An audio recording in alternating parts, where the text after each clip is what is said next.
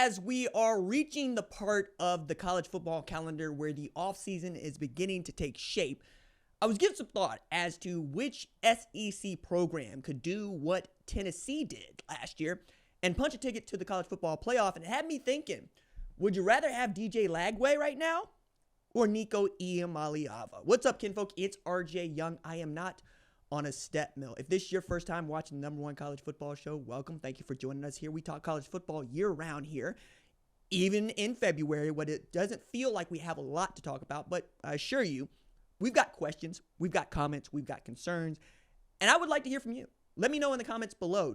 Would you rather have DJ Lagway right now or Nico Iamaleava right now heading into 2025? As you very well know, they will play against each other again in this SEC schedule. So also looking at Tennessee's schedule, and that's not an easy schedule, dog. Like, assuming Oklahoma is better, it gets to be that much better. Vanderbilt is better. Bama is still Bama, right? Georgia is still Georgia. We'll see. And when I say Bama is still Bama, I mean they won 9 games. I don't mean it's Nick Saban's Alabama. Come on now. You know what I mean here.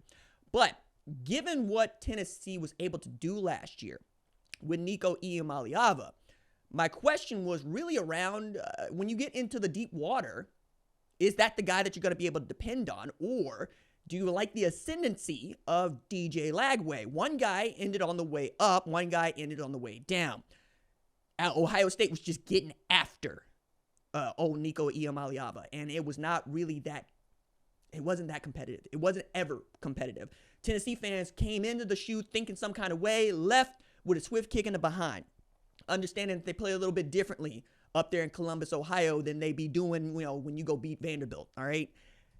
That aside, I'm looking at this and I'm asking myself whether or not I would really want to make that change. And given what Florida showed, particularly in the second half of the season, you got to feel good, right? DJ Lagway being at the center of everything. It makes me wonder, what if Billy Napier had started DJ Lagway from the very beginning instead of Graham Mertz? Or he probably thinks it had to go the way it did, where you end up with third-string quarterback playing against Georgia and you damn near win that game. If DJ Lagway stays in that game, do they beat Georgia?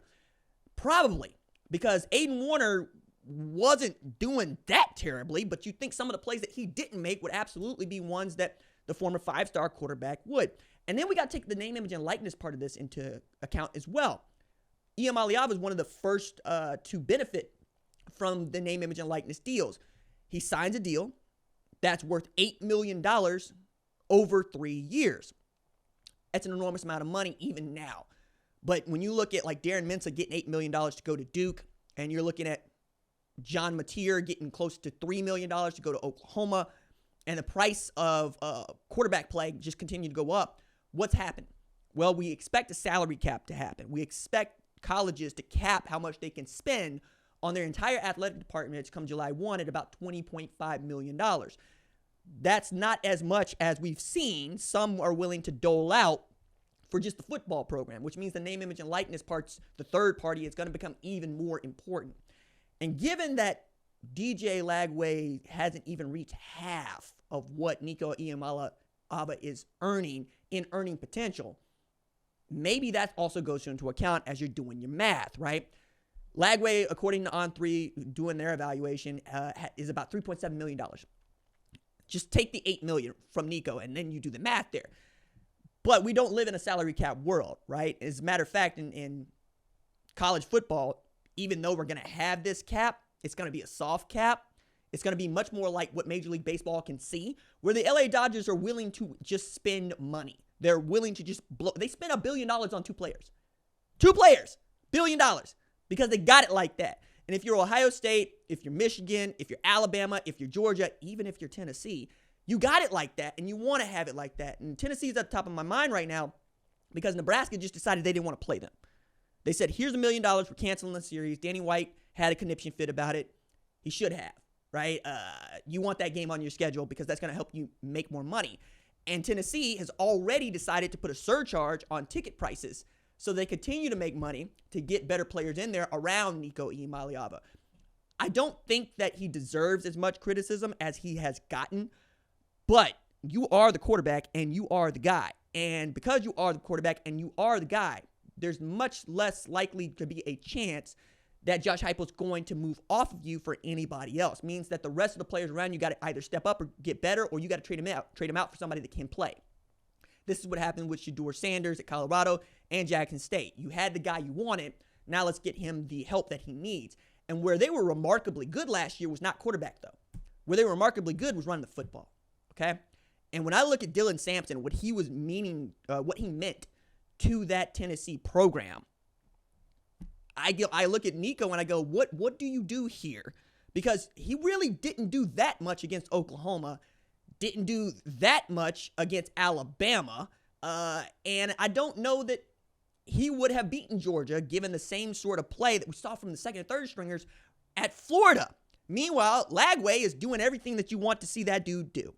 He can take off and run. He can throw the ball down the field, and you trust him, right? You're trusting the freshman to get it done in year one. Year two, you're expecting a leap. I think this is why you've seen places like The Athletic do their top 25, and I don't agree with them, but they got Florida ranked ahead of Tennessee right now. I don't know that I'm that brave right now because Jamar McCoy's still over there, right? They still got dudes.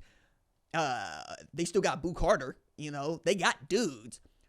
But it really is about, do you trust the quarterback at this place or that place a little bit more than you should? I think Florida can make the college football playoff in the 12-team format this year. I do believe that. They have the capability and talent on the roster right now. They just got to stay healthy. Can they achieve the heights that Tennessee did?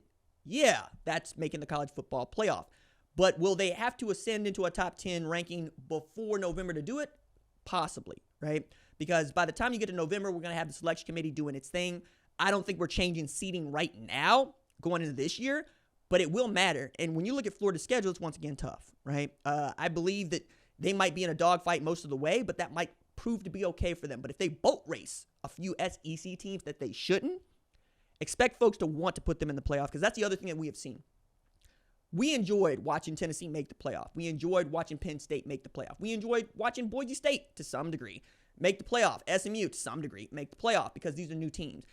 We could talk about deserving and not deserving, right? Who should have been in that spot, who shouldn't have. But watching Indiana get to play against Notre Dame was a lot of fun, okay?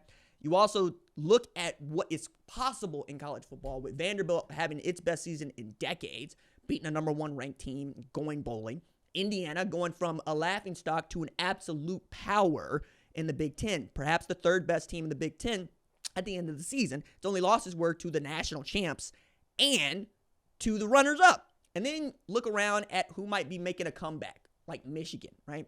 If they get the quarterback thing sorted out. Mike Keene seems like the guy because he's a 3-year starter to start, but like Bryce Underwood is right there. I think you're going to have so many different storylines that play out around DJ Lagway having gotten that last little stint in where they were just on a tear, and a defense that didn't give up more than 17 in his last 4 games, finishes 8-5 after I had the head coach on the hot seat. If it comes together the way that it did at Louisiana, well, watch out, because I think Florida's going to be up to something and they're going to be pretty good. So right now, would I rather have DJ Lagway or Nico Iamaleava? I'll tell you what, whoever you don't want, I will take, but that's not necessarily a ringing endorsement for the guy that led a team to the college football playoff.